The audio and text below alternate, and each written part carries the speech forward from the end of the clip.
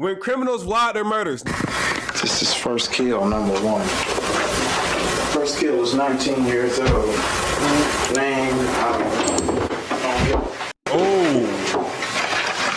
Yo, that's pretty cold-hearted, though. First kill was nice. That's a sick mother, bro. I'm getting you on tape, okay? Say hi, please. Cassie, this is not a joke. I'm shaking. I stabbed her in the throat and I saw her lifeless body. Dude, I just killed Cassie. And they was stalking her before she died, too? Yo, they real-life creeps, bro. These are moments when criminals vlog their own crimes. Let's begin with two 16-year-old high schoolers who made an entire documentary about murdering their fellow He looked the part, bro. He most definitely looked like someone that would vlog they murder. classmates. We're not going not to get caught, Ryan. If we're going for guns, we're just going to end it. We're just going to grab the guns and get out of there, kill everybody and leave. We're Like, going yo. to make history. We're gonna make history. For all you FBI agents watching this, you weren't quick enough. We were quick enough and you weren't smart enough. Yo, are them niggas dead-ass raised baiting the FBI? Like, what? On September Yo. 22nd, 2006, Brian Lee Draper and Tori Michael Adamczyk, friends who had bonded over shared interest in horror movies, especially the 1996 film Scream. Brian and Tori decided to copy the movie's plot by carrying out a real-life murder spree of their own, targeting their fellow female student Dawny Dixon as the first victim. And we're going over to Dixon's house. We're gonna go snoop around over there and try to see if she's home alone or not. And if she's home Yo, alone, that's messed up. splat. She did. Don't fear. People will die.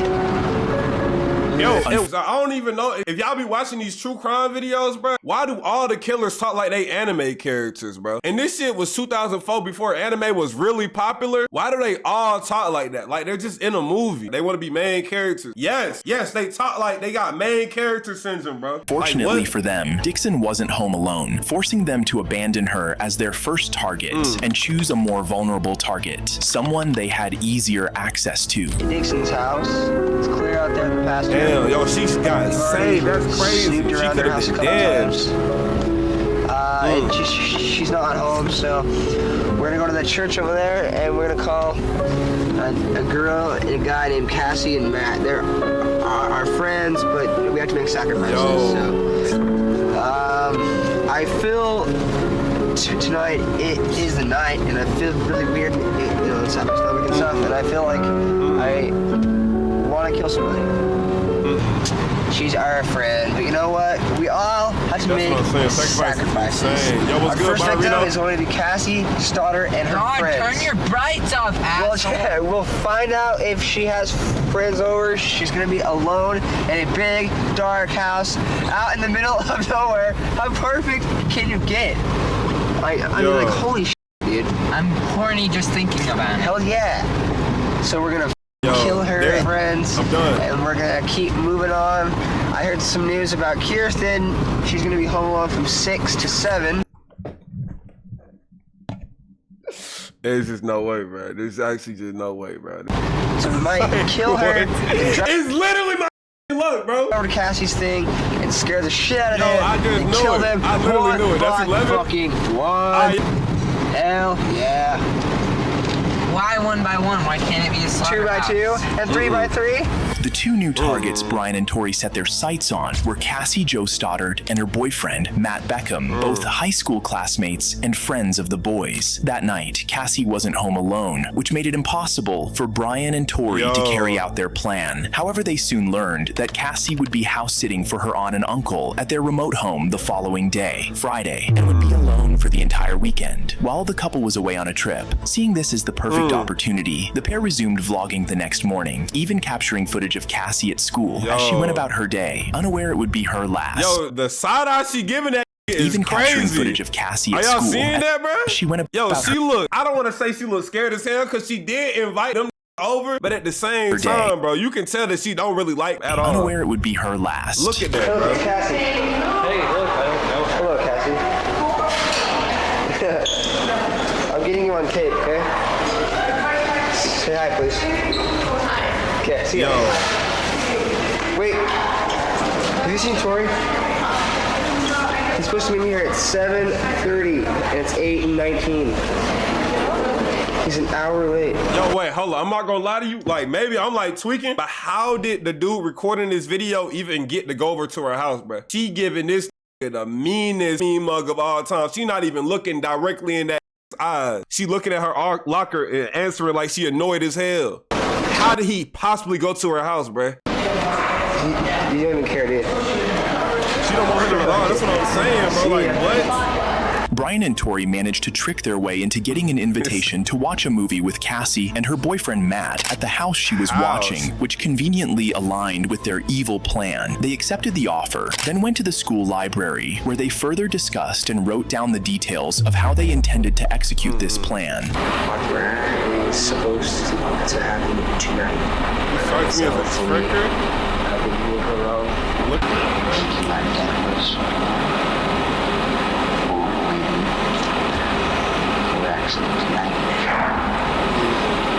It's all your fault? Like, what? It's like, just look at the way he looking, bro. I wouldn't want this next to my kid. Why you record trying to set up a murder? Because they think they main characters, bro. I told y'all this, bro. Look at them. Look at the way they act. I'm sorry. I'm sorry, Cassie's family, but she had number one. We have to stick with the plan. And she's perfect, so she's gonna die. Anyway, we're stopping Kirsten Barnes' house, probably. And then we have a new victim now. Her name is Miranda Chacon.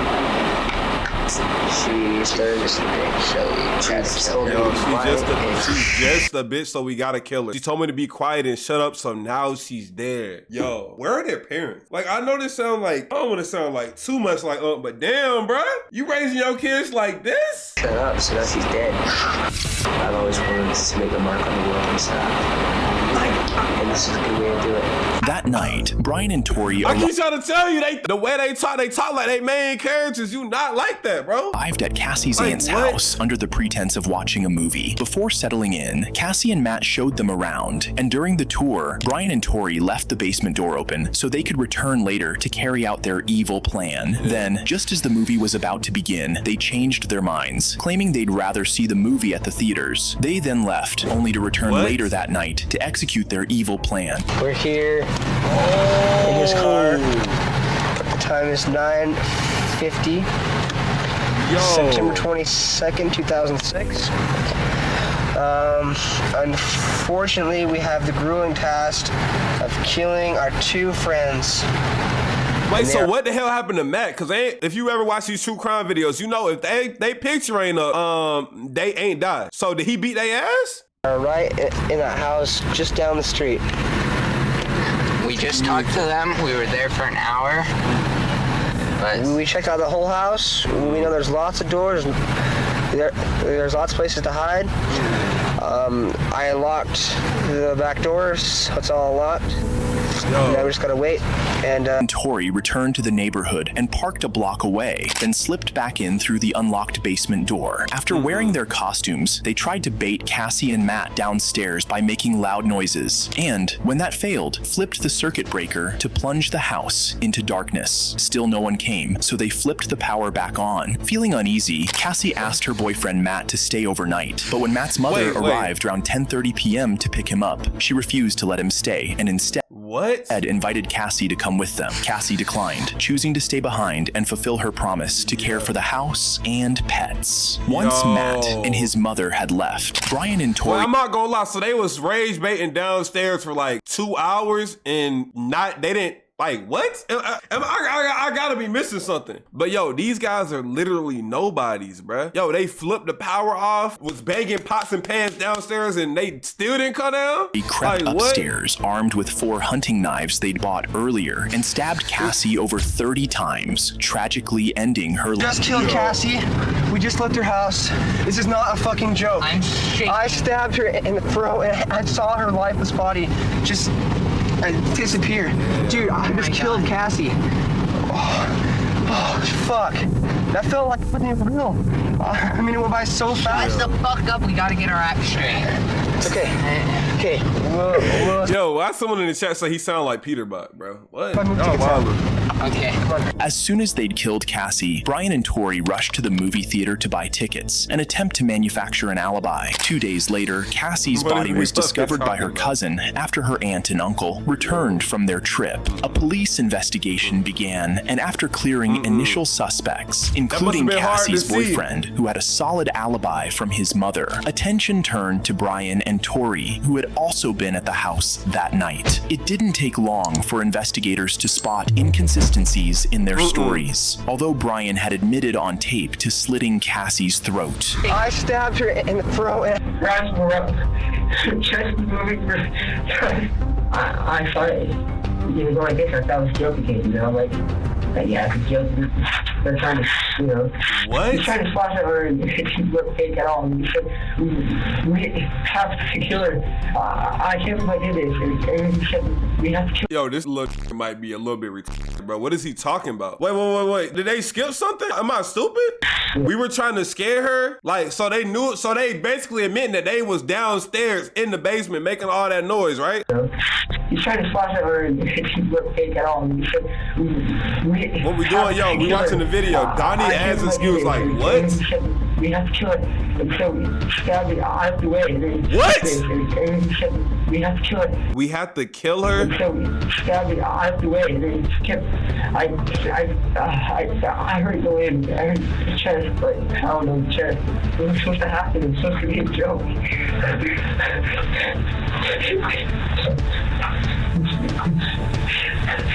Yo, this Timu ass actor, what is he talking about? And he just basically rat out his mans that he been planning to kill him with for like the past 2 months. For what, bro? Also, he could sell this fake ass acting, bro. Like, nobody believes you.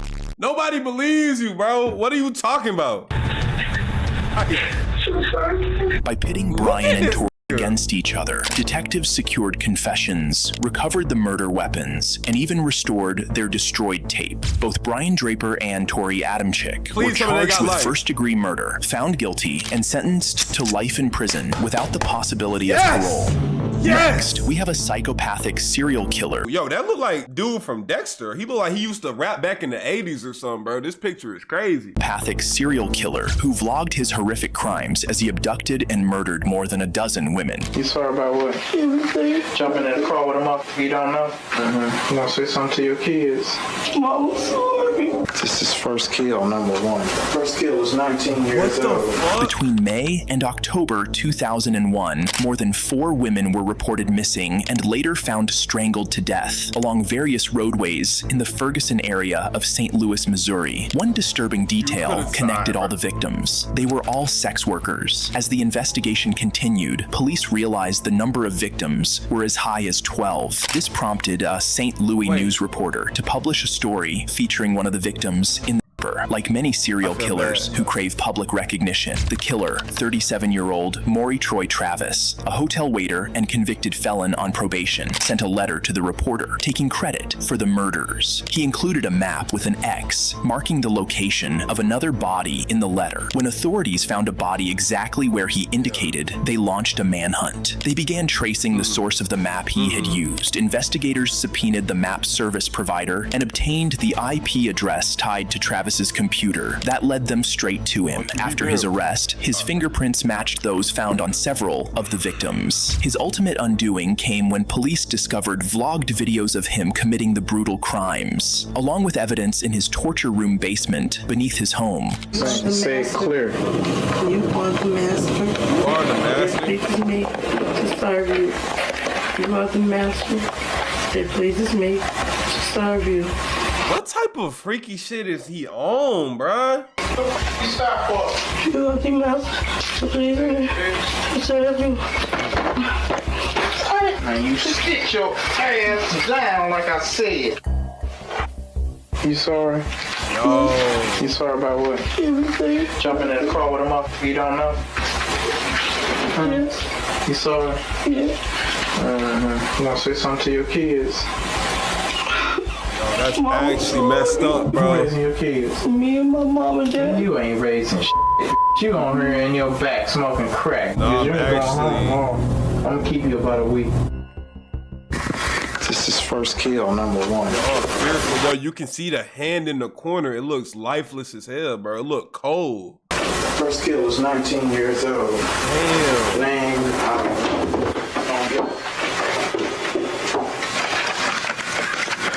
First kill was nice. Unfortunately, the police were only able to find one vlogged video of a single victim. While Maury Travis claimed to have hurt over 17 women, the official count was 12. However, before he could stand trial for his crimes, Travis did the unthinkable and offed himself. Damn, bro. Say rest in peace to the women though. That's actually insane though. Holy moly. Yo, he literally a black version of Dahmer. Holy moly, bro. Some niggas need to be in slavery. What? Yo, I ain't say that. Next up, this dangerous man forced his ex-girlfriend to go live on Facebook to apologize to his current girlfriend, only to murder her during the live stream. I ain't have no business going off like that, but... See right there. Everybody wants to be famous. I'm gonna make you famous. Stop jumping! Now, game over. On April 12th, 2018, 37-year-old Jonathan Robinson laid siege to the Shreveport, Louisiana home of his ex-girlfriend, 27-year-old mother of three, Renita Williams, after she had publicly ridiculed his long-term partner, Sherika Taylor, online, an attack that had driven Sherika into a mental breakdown. Robinson, who'd been dating both women at once and refused to let either go, arrived armed with a rifle, took Renita, her mother, and her brother hostage, and ordered Renita to go live on social media. Bro, this some cartel shit, bro. What the fuck? I mean, she should have been talking that crazy, but like at the same time, come on though, bro. Yeah, to apologize to Sherika. Renita's mother managed to escape and call police, despite Robinson firing shots at her. With the mother gone, Jonathan kept Renita and her brother captive, forcing Renita to continue live streaming apologies until Sherika was satisfied. Hey, y'all. This no. I apologize for going live on Rika. I ain't had no business doing all that. My page been blocked, so that's why I'm going live. Yes, I know I was wrong. I ain't have no business going off like that, but... See right there. Everybody wants to be famous. I'm gonna make you famous. Yes. What? I am sorry, y'all. This new, I'm blocked off my page, so I had to go out live on Morse phone. I ain't had no intentions of going live like that. I apologize to everybody. Yes. Damn, bro. What? No, Yo, you can tell she's scared too. No. Yes. Yes, Aunt Lola. You think I'm worried about the police right now? Huh? You think I'm worried about the police right now? No. Tell you, I don't give a about no police, you heard? That commentary, what you mean? This word pull up right now. Pull up. This want to be famous. I'm gonna make fucking famous. I'm not gonna lie, I don't know, like, I don't want to say it because I know she died and shit like that, bro, but I would have had to run, bro. Like, with all due respect, I would have had to run. That had to, like, you can't be in a room with somebody like that, bro. You literally can't. Ain't he threatening to take your life? Talking about something, if you want to be famous, I'll make you famous, bro. He trying to put you on a t-shirt. I'm telling you, as soon as that turn around, bro, I'm busting out the door, bro. Be honest. I want to be famous. I'm gonna make you famous. Probably like 30 times. Not even like that, bro. No. Everybody want to be famous. Let's be famous today. I'm trying to get something to hit him with him, but you not.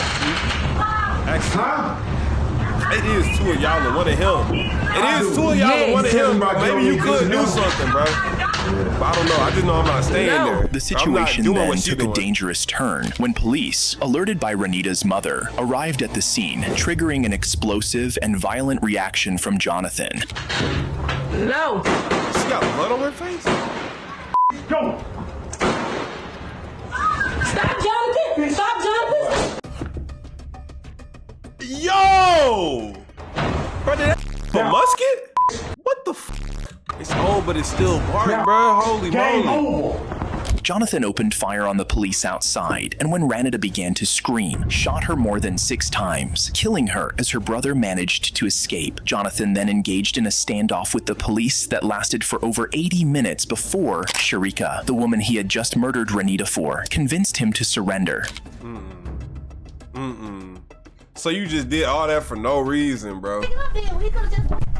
up to the detective office, the top lot, and we'll be up there. And he wants to go. You really just did all this for no reason, though, And in bruh? a scene that would leave anyone shocked, officers then allowed Jonathan, who had just murdered a mother of 3, to share an intimate moment with Sharika, the woman he killed for, after Man, this movie ass shit, bro. What, nigga? she had arrived to the scene. That's y'all's words, right, Jonathan? How the fuck I don't know. I literally don't know. They was talking like he's wild as hell. And now he ain't never gonna be able to hug her again. Like, I don't understand why motherfuckers commit crimes. I really don't. Oh, this is insane.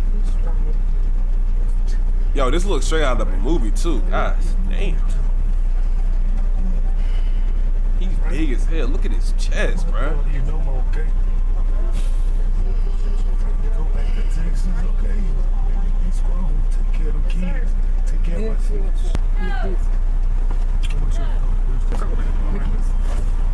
Be to see you today, okay? Jonathan was arrested and charged with second-degree murder, being a felon in possession of a firearm, and simple criminal damage to property. He ultimately took a plea deal, life without the possibility of parole, to avoid the death penalty. Yo, you gotta regret that every single day of your life, though. I'm not gonna lie, there's just no way. Like, I get emotion be running high sometimes, but I feel like there is not a singular reason to like kill somebody, bro. Next, this man vlogged his plans, actions, and escape as he executed his wife and daughter, and then set their house ablaze with them inside. I just feel like I'm getting knocked back every time financially.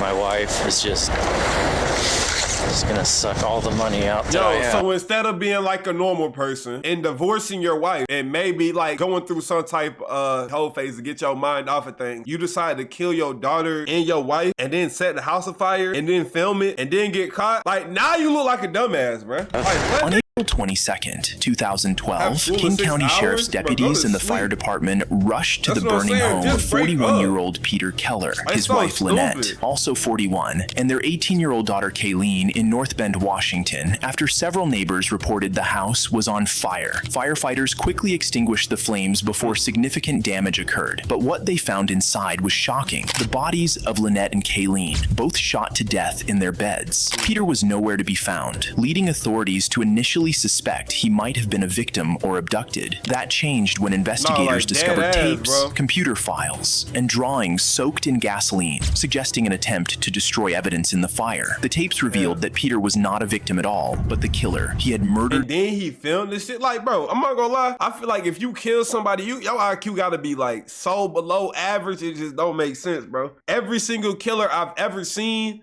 has been caught by the dumbest ways, bro. Wife and daughter planned to burn down the house and filmed his entire scheme. The tapes also revealed a hideout Peter had prepared in the woods, giving authorities their first clue as to where they might begin searching for him. This is something I wanted to do probably since I was a teenager. To make a home underground somewhere. So you might say that like smart? Like, what did he just say? Home underground since I was a teenager. Woods, giving authorities their first clue as to where they might begin searching for him. This is something I wanted to do probably since I was a teenager. To make a home underground somewhere so I didn't have to live around people. It's just now I have the means and I'm able to actually pay for it. I've spent a lot of money on this so far, thousands of dollars.